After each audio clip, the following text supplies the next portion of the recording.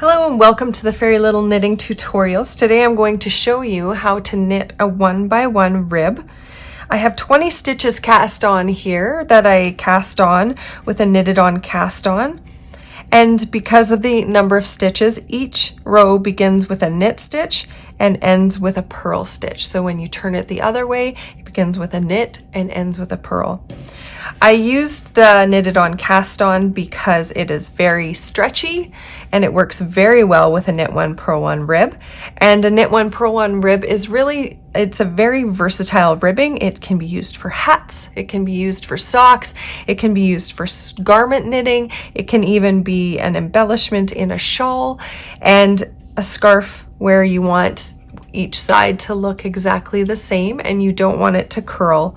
This is the perfect stitch for that. So today I'm going to show you the knit one purl one rib in continental style, which is also known as picking. So what I'm going to do first is I'm going to grab my working yarn, which is attached to my ball, and I'm going to tension my yarn in my fingers. I have tutorials on the slip knot, the knitted on cast on, how to knit and how to purl all separately. So by this point you should know how to do all of those steps all on their own, and now we're going to work them together. So the first stitch here is going to be a knit. So when you do a knit stitch, your yarn needs to be in the back of your work, and you're going to take your right needle and just slide the work up and put it into the stitch, into creating an X at the back of the stitch. Then you go around the needle and slide that through and put your stitch off the needle. Then you want to flick your yarn forward, because for the purl stitch your yarn needs to be forward in front of your left needle. Then you're going to take your right needle and you're going to put it behind the working yarn and into that stitch through the top of it.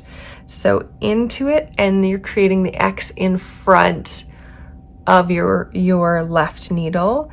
Then you bring your yarn around and you grab it and slide it through and pull off that stitch, and that is your purl stitch. Now when you're done your purl stitch, your yarn will want to slide into the back, which is exactly where you need it to be for your next stitch, which is the knit stitch. So you're going to slide your right needle into that stitch from the bottom and create the X behind your left hand needle, yarn around and slide that through, and then slide that old stitch. You're going to get rid of that, slide that off. Then bring your yarn forward, and then through the top of the stitch, put your right hand needle, bring your yarn around, grab it and slide it through and pull that old stitch off. And then your yarn goes back into behind your left hand needle.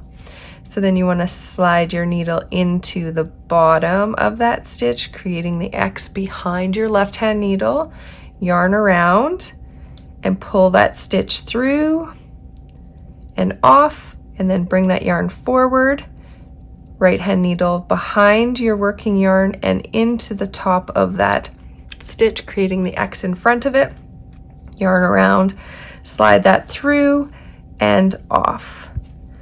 Now again we're doing the knit stitch, so the yarn has to be in the back, sliding your right hand needle into the back, creating that X, yarn around, slide it through and off. Now into the front, underneath the working yarn and into the top of that stitch, around, slide it through and then off. Then yarn into the back as we knit again, into the front, around, through, bring it forward. There we go, create that X, around and through.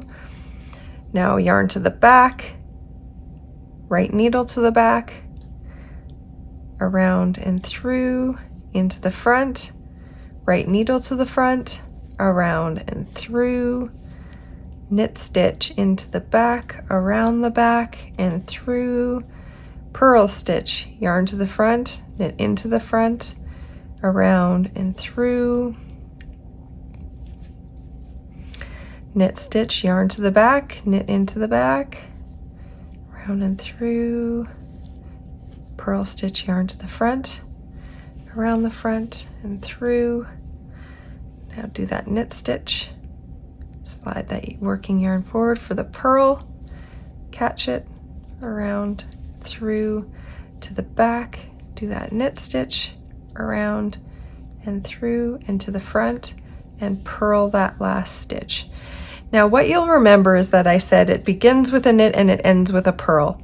So because it ends with a purl, when you turn it over, that becomes a knit stitch when you're on that side. So what you're going to be doing is you're going to be knitting the knits and purling the purls. So the knit stitches look like V's. I'll pull those stitches so you can see they look like V's. Those are the knit stitches.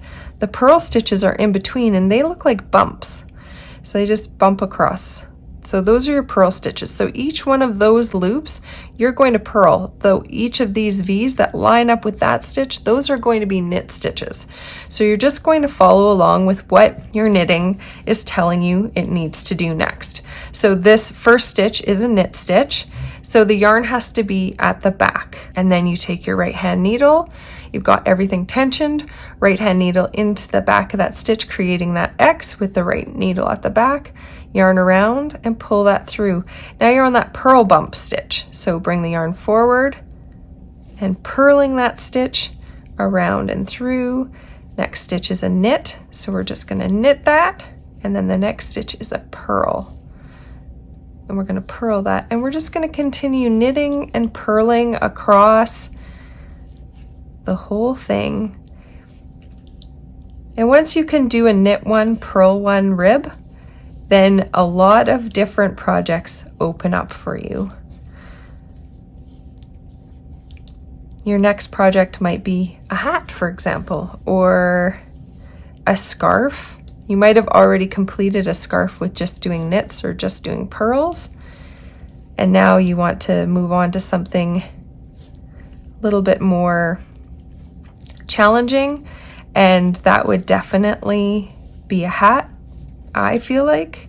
And then the last stitch here is a purl. There's plenty of easy hat patterns online on Ravelry and many other sites that you can check out, and this would be a perfect time to make a hat, because now you know the knit one, purl one rib, and you also know how to knit straight. So if you have some needles, that circular needles, and a stitch marker and a great pattern, then you should be able to knit it. The only thing would be when you come to the decreases, which I'm going to do a tutorial on how to do decreases.